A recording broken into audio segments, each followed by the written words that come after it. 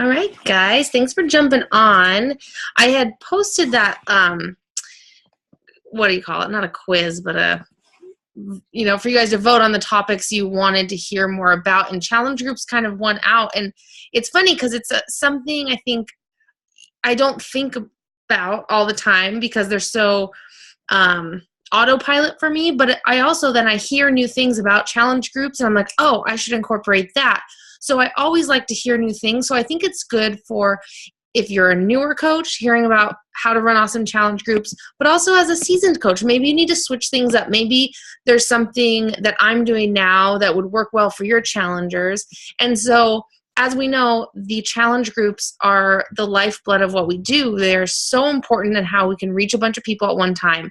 I want to make a quick announcement really quick. We are going to be hosting a team-wide glimpse into coaching group or sneak peek into coaching group on September 6th, which is next Wednesday. This is going to be an ongoing group. So this will be the launch of this group. And the purpose of this group is to have some place to plug in potential coaches all the time, not necessarily have one date where, because I know a lot of us start our challenge groups at different times and talk to people at different times.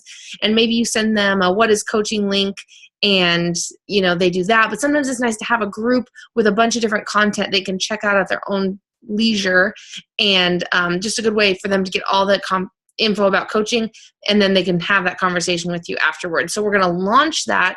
So you can go ahead and start advertising it for the 6th of next week. So all the posts will happen, during that day as if they're brand new, because they will be, but then the group will remain open after that. So I just wanted to announce that, and I'll post about it on the team page too.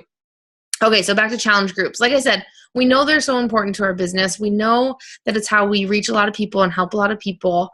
And the first thing I want to start out with saying is about a challenge group is don't feel like you have to reinvent the wheel all the time.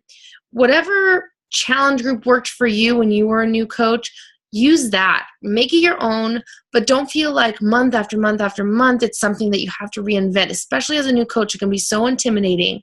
If you're a newer coach, you should have templates, which we have in the team page, all available to you, all these tools and things and resources, so you don't have to sit there and stress about creating a killer challenge group because people and coaches before you have done that. So first I want to dive into who do we did our inviting piece. Now it's like, okay, people are responding to us, and who do we let in our challenge groups? Well, for me, I don't require a purchase for everyone that joins my challenge group. I always lead with the challenge pack because I know that's the best solution for everyone, but I also want to meet people where they're at, and maybe it's not in the cards financially, or they're just not ready to commit yet. So at minimum, they have to sign up for the free trial. And now it's only a 2-week free trial, but at least it's something to get them started with a fitness program. Check out the meal plans, as well as the meal plans I'll post in my, group itself. But that is a non-negotiable requirement. I don't want, if they do CrossFit, if they do whatever, I have tons of girls who do all kinds of different things join me, but they have to have that Beachbody On Demand trial. So that's a non-negotiable for me and my challengers. And a lot of people do this differently, but that's just what has worked for me. And then you can always offer free Shakeology samples if that's something you can afford in your budget, or you can offer them the sampler also. So my first tip for running these challenge groups, now that we talked about who can be in them, my first tip is be a challenger first. You have to be the best challenger in your challenge group. I can tell the challenge groups that I host when I'm slacking, my group is not as fruitful. It doesn't produce as many results for people. It doesn't produce as many coaches in the end, because you always want to think about your challenge groups and A, of course, getting people results, but B, you're always on the lookout for those rock stars who may be great potential coaches for you to add to your team, and they can start paying it forward too. So always be the best challenger in your group. And that's really, if I gave one piece of advice, I think that would be it for running a killer challenge group. Always be present. The second point of that is, Bud, can you close the door, please? Just came in wearing a mask. The second point of this is to make sure your challengers are prepped properly before your challenge group starts. And I mean, not just posting up your prep posts, which can include, the meal plans, asking everyone to post their bios about themselves, but really making sure that your challengers know how to access Beachbody On Demand. I've recently started putting in a link on how to access Beachbody On Demand in my prep week for my challenge groups. And it doesn't even have to be a prep week. You can start like the Wednesday before if your challenge group starts on a Monday. I usually do a Wednesday or Thursday, give people the weekend to get set and ready to go. So make sure they know how to access their Beachbody On Demand. Make sure they've already picked a program and make them pick a program that they're going to stick to for the entirety of the group, because people who do that always get better results in my experience in my challenge groups. Sure, they can play around and check different things out. And in those days leading up, that's a great time to do that. But make sure by day one that they have their program picked out. Make sure they have their Shakeology on time. Make sure they know have their grocery list or their meal plans available to them and how to access them. So having people prepped is just setting them up for the best success possible and the best experience in your challenge group. Can people join late and still have a good start? Yes, but I found that the people who really are prepped, I'll send everyone a private message before the group starts. I'll usually send a voice memo just saying how excited I am about them joining my group, and let them know if they have questions. They can always reach out to me or post questions in the group. And it just gives that extra personal connection with you too. And it makes them realize that, gosh, this person is really cheering me on and rooting for me for this challenge group. So make sure your challengers are always prepped for success. And number 3, create a community in your challenge groups. Now, this is so important too, is that goes along with that, creating that coach culture or potential coaches in your group, because they're going to see that community tribe feel in your challenge group as well as in your team once they become a coach, because they'll want to, because your challenge groups are so awesome. So make sure you're creating that culture first. And here's some things I've started doing to create that culture. I love this. I heard it from one of the corporate mentors or someone that shared this, but I always assign accountability buddies. And these are people I team up. I'll post a post during the prep week that says, hey, anyone who wants to be in for the prize for this group, because I'll do a prize at the end or sometimes 2 prizes, you have to select, my post will say, if you want in on the prizes that I'm going to spoil you guys with this in this group, I want you to be paired up with an accountability buddy. The reason for that is if you have someone else that's holding you accountable and holding you to it, you're going to be more likely to show up. It's so easy to let yourself down, to give up on yourself. But if you have someone else that depends on you in this challenge to win a prize, you're going to more likely show up. And then I incorporate those accountability buddies throughout my challenge groups in different challenges that I have them do. But for that, I have them first sign up that they want an accountability buddy. Not everybody wants that. It's not everybody's cup of tea to have a partner. But the people that do usually do better in the challenge groups. But on the Monday of the challenge group, once I have everyone committed that wants a buddy, I'll assign the buddies. And I usually look at different things when I'm assigning these buddies. I'm pretty strategic. I look at, are they a new challenger? Are they a veteran challenger? What program are they doing? What's their age? What's their background? Do they have kids? Do they have no kids? Are they a college student? I want to pair people up that are going to vibe together. So I always am thinking about these things, and people that are doing the same program is kind of convenient too sometimes because they're going through it together. So think about those things when you're assigning people to each other. And then with these buddies, I assign mini challenges throughout the challenge group. You know, your normal stuff like Flex Friday and sweaty selfies, Shakeology pics, whatever. But I make sure they tag their buddies in those pictures so I can see who's reciprocating and working together and posting. And then I'll also give, you know, in that sense of community, going away from the accountability buddies necessarily, but for that sense of community, I'll give those rockstar challengers, those standouts that I see in my challenge groups, different tasks to do during my group. I maybe on a Wednesday, I'd say, hey, can you post our workout Wednesday, like an extra little workout we can all do? Would you mind posting that? I think it would be really fun because you're such a rock star challenger. And usually they're flattered and they love to do that. And then again, that's grooming that coach behavior that we're always, you know, trying to get out of people.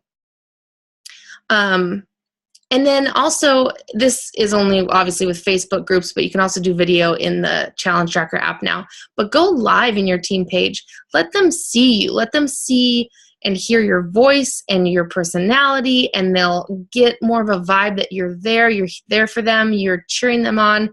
And it's just that, again, that sense of community, that real life connection that you're making with those people that is going to make their experience that much better in your challenge group. Okay, number 4. Following up with people and checking in. I make it a point to check in every week with my challengers personally, where I'll send them a voice memo just saying, oh my gosh, you're doing so great. Or even if they're not doing great, you guys, I check in with those people too, because I want to know why they're not showing up. I want to know what obstacles they have, because I want to be able to help them work through those. And I just want to tell them, you know what, I know week 1 was rough. Let's start fresh week 2. And they could pick up and just take off with that. So always check in. I check in the first week, encourage them, let them know how awesome they're doing, see if they need help with anything.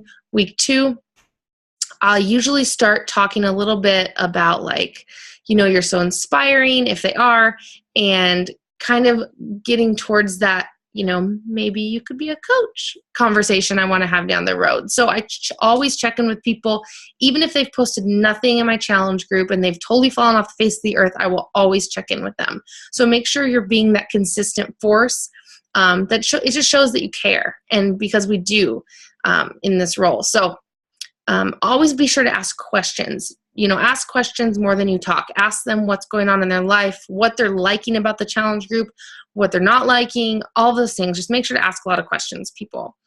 I think that was it for checking in and following up with challengers. And then I talked about this a whole bunch already, but grooming challengers into coaches. So you can even do things in your challenge groups like having everyone read a personal development book, or sometimes in my mini challenges, I'll have people for their Flex Friday pick, if they want to get points towards the grand prize, they have to post a Flex Friday pick on their personal page, tag their buddy in it and myself. And then that's getting exposure for me as well, because it's showing, you know, it's kind of like free advertising for my challenge groups, because I'm getting tagged in it. It's showing up on my timeline where people are going to see that. And it's also giving them the opportunity to do something out of their comfort zone that's a coach-like behavior, right? Posting to social media and talking about health and fitness. Another thing I'll have people post about is, I'll say, post on your personal page one health tip that you've learned in this group that's helped you, and tag me and your accountability buddy in it. Just like that. Or Women Crush Wednesdays is another great one too. Talking about, you know, someone in the group that's really shining. And then just always keep reminding your challengers that they're always inspiring other people too through what they're doing, even though it's scary. And the last thing I wanted to talk about was, this question comes up a lot about recurring challengers. So if you've done challenge groups for a while, a lot of people have what I call those lifers, and I love my lifers. They're in there, you know, every single month with me and are usually my best challengers, and they love it. So the question I get is, do you create new content? Do the people who join your challenge groups month after month get tired of the content? You know what? I really don't change my content all that much. Sometimes I'll make it seasonal to whatever season we're going through and add different stuff like that and switch a few things up here and there. But I know that those people are joining my challenge groups because they want to be a part of the community. It's not necessarily about the, you know, the little kitschy posts I put up every day. They know that stuff already. And for them, each group is going to be different, because there is going to be new challengers. There's going to be new energy in the group. And I used to worry, is this like repeat stuff for them? Are they getting bored? That kind of thing. But you know what? My people keep showing up month after month after month, and our rock stars, you know, longtime challengers, most of them are discount coaches, but I just say, let them in. Some people do the Fit for Life group, where they'll put their longtime challengers in a different group. But for me, I just keep them in my regular challenge groups. And they just create such a great energy. And they show my new challengers who may be scared to post their before pictures and those kind of things. It just gives them more courage, because they see these other people posting it who are used to the challenge groups. So those are kind of my top tips for you guys. I'm going to go ahead and unmute. You guys can unmute yourselves if you want any. Let me check the chat box really quick. Do you try to keep veteran challengers together? Oh, perfect question. And I guess sometimes if I'm running like a workout specific group, that'll have a lot more new people in it. But for the most part, I really do just let, my repeat people in there. And sometimes they'll take a few months off, and then sometimes they'll come back and do another challenge group, and they'll be like, I need a kick in the butt. Let's do this. And then they get that groove back. Oh, and then a lot of people stress about point system and tracking points, because that can get overwhelming in your challenge groups. And a couple of things I started doing, again, with the accountability buddy system, I can pretty much tell by the end of the group who my rock stars are and who's been showing up. If there's a couple people who are kind of on even playing field with, I think they deserve to win the prize, I'll do a drawing or something like that. But I kind of got away from doing the point system because it was so daunting. And I just kind of go off of who I can tell is, obviously rocking it. And then another thing I'll do is have, maybe as the week 2 prize or the halfway point, I'll have people vote for the most inspirational person. So I'll have them send me a private message on who they think is deserving of the prize. And usually it's pretty obvious of who that person is in the groups too, but it's just another way to get people involved. And, I'll let them know too. I'll let them know ahead of time so people can be really involved in the group and want to win those prizes. Oh, you mean for accountability? Let me reread it. Oh, when I pair them up. Okay. So it just depends. If I have someone who is a really rock star challenger and then someone who I think is going to be a little bit more timid, I'll pair those people up because I want them to bring that out of that person. I don't want to put like 2 shy people together because they're just going to be shy together. So it's kind of fun because you kind of get to be like a little psychology thrown in there. But really the accountability, if you take one thing away from this, or maybe you do this already, but the accountability buddies and posting and tagging people on social media has been such a huge thing for my challengers, and I think they really like it. Yes, you're welcome. Do you guys have anything that you guys do? I'd love to hear from you guys about what you do in your challenge groups that you feel like really just gets people going, or, is really helps success of your challenge groups. Not all at once. In the template that I use, there's kind of like share Sundays where we kind of like share like a high of the week or a small success that we share and just really encourage each other. So it doesn't have to be like the stats. It can be anything. And I know that, like I said, that's in like Margot's 21-day fix template, things like that. But that is something that I've heard multiple people say that they really like, and they think is just really important to highlight those smaller successes too. So I like that. Yeah, that's a great point. And taking things away from so much of the physical gains from challenge groups, I do focus a lot of posts. Every couple of days, I'll do a post about positive affirmations or one thing you love about yourself and those kind of things. I think that's great because, again, that goes along with what we do as coaches with personal development and all that stuff. So that's great about just being a better, well-rounded person altogether.